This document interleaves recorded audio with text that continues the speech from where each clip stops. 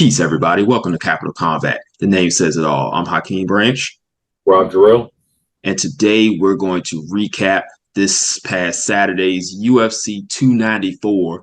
And we're going to call this the Sunday Morning Coach Edition because unfortunately, while we had extensive conversations about it, Rob and I did not get a chance to actually put a video out with our pre-fight predictions. So while we'll discuss it briefly about what we thought was going to happen, we don't have that video that we usually do to have that bookmark and say, like, this is what we thought was going to happen versus what did happen. So we're just going to kick it off. We're going to talk about the two main fights, the co-main event and the main event, in which the co-main event was Khamzat Chimaev versus Kamaru Usman at 185 pounds. And at 155 pounds for the title was Islam Makhachev defending his belt against Alexander Volkanovski for the second time. So I'm going to let Rob also go into the circumstances surrounding these two fights because it was a unique situation that turned out that we got these two fights. Go ahead, Rob.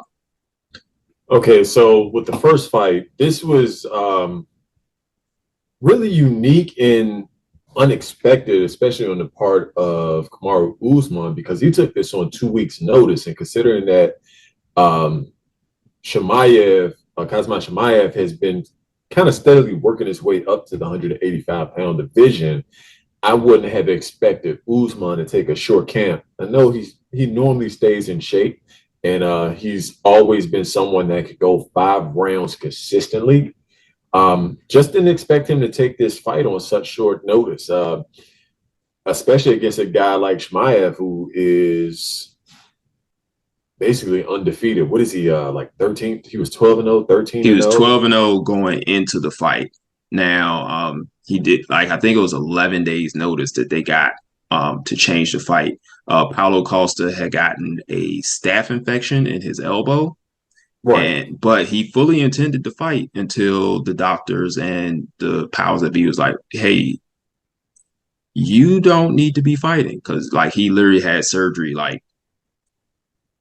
2 weeks before the fight and was like, yeah, I'm going to still fight. And they were like, no, you're not. And stepped in Kamaru Usman. Not with a staph infection. And I know, if you don't fight, you don't eat. But yes, people have died from staph infection, so let's not take that chance. But yeah, it for a guy like Kamaru Usman to take this fight on such short notice against a guy like Chimaev was really interesting, especially going 15 pounds up in that division. And it was about what I expected. We know Usman was basically the guy at 170 for how long? The last 4, 5, 6 years, just about, taking on all 4 years, yeah. Until Leon Edwards just was able to beat him twice, and it was just a stylistic matchup that Kamaru couldn't overcome, especially in fights that he was dominating and ended up getting stopped. And we had never seen that from Usman, so he must have been extremely confident and really seen something in Chimaev. And let's be honest, the pay probably had a little bit to do with it.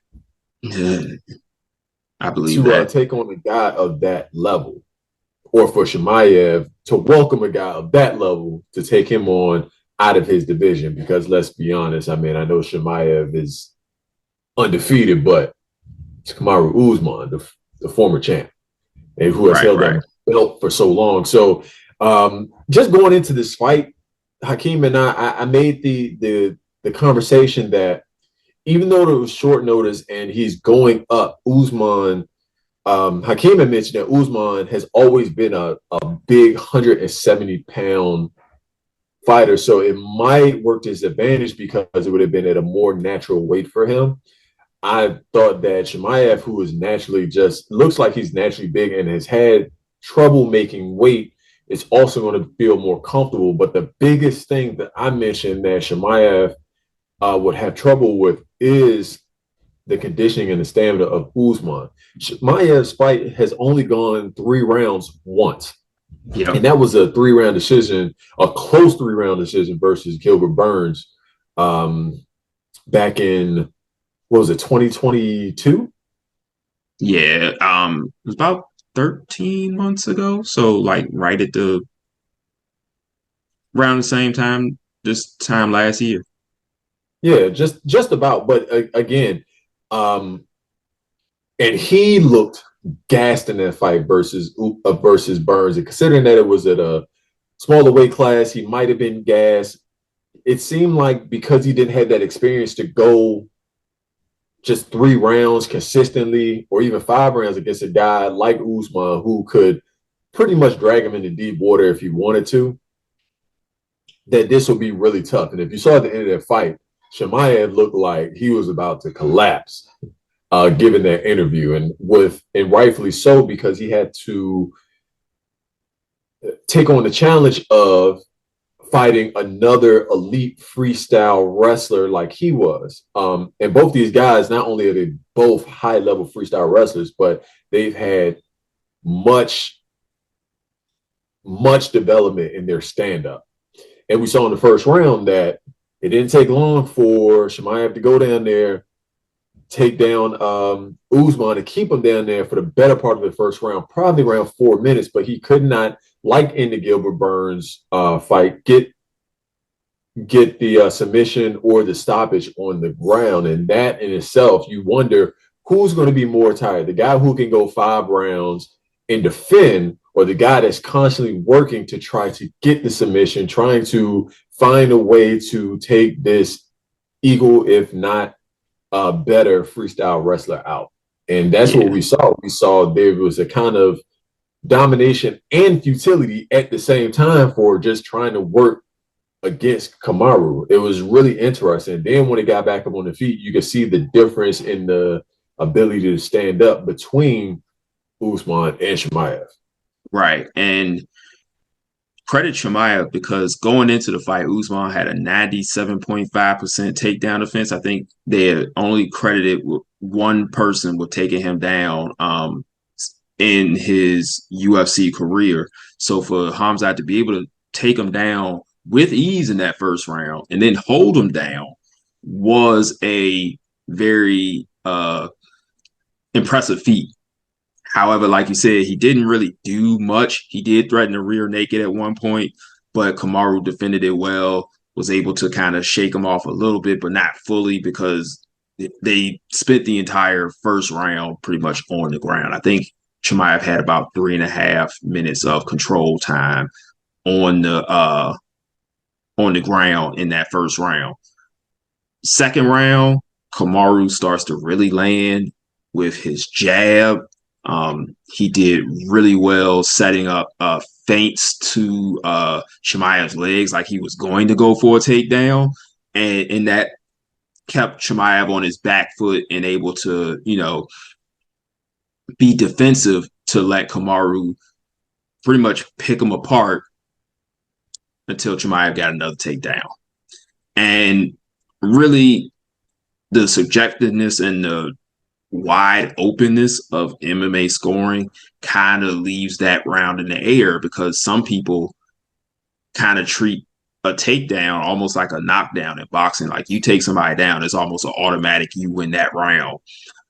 Whereas like in boxing, you knock somebody down, it's an automatic 10-8.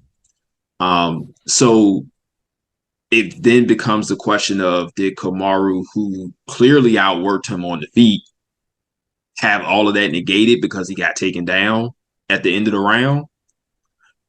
Or do you give him credit for that 3.5, 4 minutes of advantage on the feet over being taken down and, kept down by Chimaev? Because in this takedown also in the second round, not much happened. Chimaev wasn't really able to advance to a great position. He wasn't able to do any real damage. He didn't threaten any submissions this time. He just took him down and Kamaru couldn't get back up. Third round, most people feel that one was all Kamaru, except for he gets a takedown again in the last third of that round. However, they were able to get back up this time, and they ended up swinging to the end.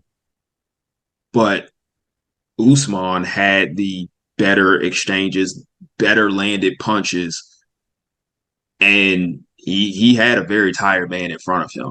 I know he probably would have liked for 2 more rounds. Too bad he didn't have them because it was a 3-round fight. So you got to learn how to get it done in that 3 rounds instead of the 5 rounds that you used to. But for somebody that came off of not a training camp, he's probably working, but he's not in a training camp. Off 11 days, he did make a good account of himself. Chimaev has a very good name on his resume, the best to date. And now he is in line for a title shot at 185. Yeah, it's just really interesting. Like I said, I mean, depending on what you were looking for in this, again, we're guys who are probably more into boxing, kickboxing, full contact striking. I find Olympic freestyle wrestling and judo to be and jiu-jitsu to be extremely interesting. If you're just watching those styles in tournaments, it's really a thing of beauty to watch if It that is your is. thing. On Instagram and different videos I have seen. It's beauty in all of those fighting arts. But when you get into mixed martial arts, it's kind of hard to parse out what is an actual point, what is a point deduction.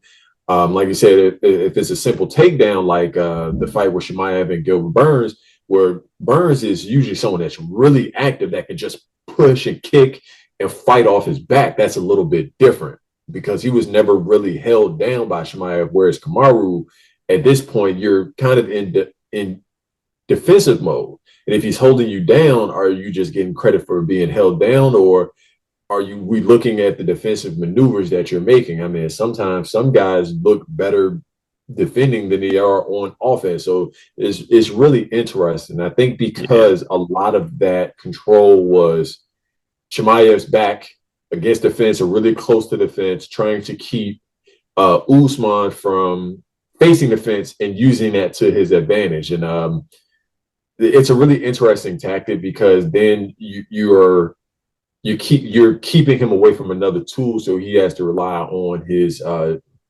jiu-jitsu and wrestling in order to escape if he can escape. So there's a lot of debate on whether Usman won or Chimaev won. I mean, hey, we're not judges. We were not commissioned by Abu Dhabi to look at this fight. So Right. So like I said, it's just really interesting. Yeah, our opinion at the end of the day isn't like valid as far as like what's going to change the outcome of the fight. I do think you could swing it to like it was clearly like a Chimaev fight. Being that he won the first round, you can arguably give him at least the second round from the takedown since he had like another minute or so of control time. But like you said, like I lean more towards effective damage, and I feel that Kamaru did a little bit more of that, especially considering how Chimaev was very exhausted at the end of the fight. He didn't really have any he never looked like he was hurt, but you could see that Kamaru was landing the cleaner, effective punches, and the takedowns didn't seem as effective as when he was getting hit.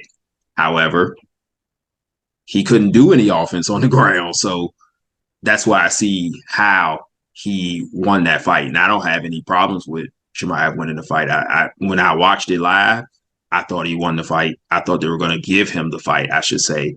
And also going into it, I thought he was going to win. I did not think that Kamaru Usman 11 days off, 11 days notice was going to be able to get it done.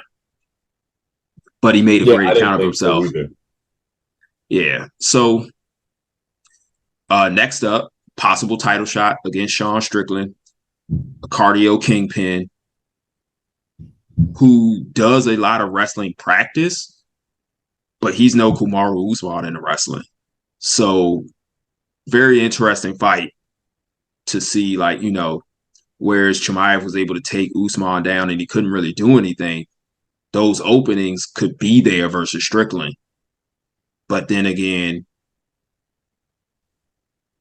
there's a 9% chance that Chimaev gets pieced up on the feet before he tries to get to that takedown. So it's a very interesting fight. Strickland is a, pretty decent striker. Nobody expected him to outstrike or outwork Israel Adesanya. He did it. So if he could beat that technical marvel of a striker, Chimaev is in trouble. However, that's what we thought about Strickland going into the Adesanya fight. So they got to fight the fight. Exactly. So let's move on to the main event where we had Islam Makhachev versus Alexander Volkanovski 2. They fought last year in a champ versus champ match for Makhachev's first defense of his lightweight title, 155 pounds, and Makhachev won a unanimous decision. This one didn't turn out that way. No. Like a lot of rematches, it's either another barn burner or it's ending early, and this was the latter. Yes. Makhachev with a perfectly placed kick to stun Volkanovski and then finish him on the ground. I mean, if you look at the replay, Volkanovski's holding the phone like he's supposed to. He's got his chin tucked like he's supposed to. However, he leaned just slightly and the shin landed right above, like the window of openness that Makhachev had to land that kick is amazing. And he landed it with effectiveness. And to that point, he was controlling the distance very well. And Volkanovski could not get off the way he was doing in that first fight. So he learned a lot in that fight and was able to use it in this one to nullify and eventually get the stoppage in the first round. In rewatching the highlights in as much of the fight as I can find, because UFC likes to they don't let their stuff get out, especially from the pay-per-views. From the Volkanovski Makhachev fight, from the first one, we know Makhachev was able to take Volkanovski down almost anytime he wanted to. I mean, there was one point where, again, having back against the fence, trying to keep Volkanovski from using it as a tool, taking his back, going for that rear naked choke. Did get it in the first fight, and then this is when, to me, that fight became much closer because Volkanovski started to he started to time Islam. He started to really pick his spots to get inside and land some really hard, close shots. Whereas this fight, it was still pretty tactical, but like you said, Makhachev controlled the distance much better. There was one clinch where Volkanovski actually defended against it pretty well, where he held the hips of Makhachev and was able to position him against the fence. They kind of clinched small strikes, trading positions, but then it ended up back in the middle of the ring. And I think he had Volkanovski pretty aware of the takedowns because it almost looked like by controlling that distance, by being a much taller man, by being a much longer man, he feinted the right jab, showed for the takedown, and just came with the kick. It was definitely a 3D chess move. He got him looking, moving to the right. Again, there is orthodox versus southpaw, but Volkanovski looks down, foot comes right across the face. It was just looking at the highlight. I was like, okay, how did he set this up? And that was exactly what he did. And again, it was actually a thing of beauty once you look at that replay. Indeed. That was the same thing that Leon set up Kamaru Usman with. And it's actually a pretty common setup when you have someone, trying to duck punches, which is why when you watch Muay Thai and traditional kickboxing, they stand so straight up. They don't do that leaning defense. It's more of a straight block, whatever's coming their way. For that reason, you try to slip punches, you slip into a kick, and that's exactly what happened to Alexander Volkanovski. So, credit Islam for learning and his coaches for, seeing that and being able to set that up and give him the victory. For him, this was another one of those special situations where he was set to fight Charles Oliveira, who got injured. Volkanovski steps in on that same 11-day notice. So it's crazy. Like both main events fights were switched on the same day with less than a week and a half remaining until the actual event. So this card could have fallen apart completely. So credit to both Volkanovski and Usman for stepping in. And then credit for Chimaev and Makhachev for handling their business. Does he wait for Oliveira to get healthy and fight him? Does he fight Justin Gaethje? Does, apparently Conor McGregor's back in the testing pool. Maybe he waits for him. Who knows what happens next? But I'm going to be looking forward to it. You got anything to say in closing? Not as of right now. I'll be perfectly honest. It's my first time really staying up. Well, it was in the middle of the day, thankfully. Being able to really focus on the UFC card in a long time. They should do more midday cards. Well, I mean, it was on the other side of the planet, so that does help. Hey, whatever it takes. Yeah. Speaking of which, we got Tyson Fury and Francis Ngannou this weekend. That's also in Abu Dhabi. So that's going to be another afternoon card. This past weekend, we had Jack Catterall beating Jorge Linares in Linares' 140-pound debut, and what I would kind of consider a stay busy fight for Catterall, but also afterwards, Linares did retire. So, hats off to him because that was a fighter that I like to watch. So I just wanted to throw that out there and say, salute, sir. I was hoping he would retire after this match because he was on a losing streak, and his last really, really good fight was his fight with Devin Haney a couple of years ago. Yeah, so last year. Either way, he took the young boy to task. Yeah. And he had a pretty good fight with Lomachenko also. But he came up on it losing into both of those. Catterall was hurting him several times during the fight, and he was never known for someone to be sturdy-chinned, as they like to say.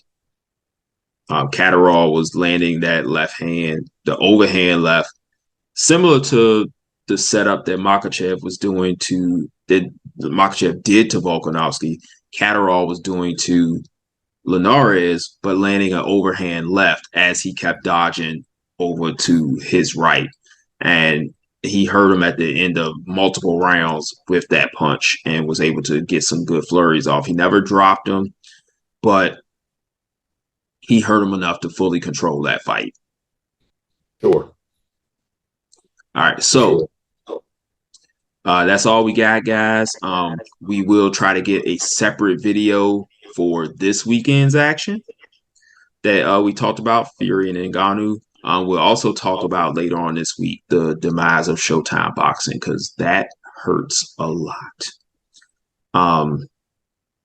But yeah, we will give you guys a couple videos this week. So thank you all for joining us. Make sure you hit that like button, subscribe if you haven't done so yet, and hit the bell icon so you can get the updates when we upload those videos. Until then, fight on. This is round one, and you've already lost. They don't seem to see that everything we've done is coming and cost. My fists are on fire. I perform till I perspire. My demons are in a rage. Keep thinking that it's a game. I kick rhyme, hurricane. I told them I don't play. I'm liquid. Black Street Fighter.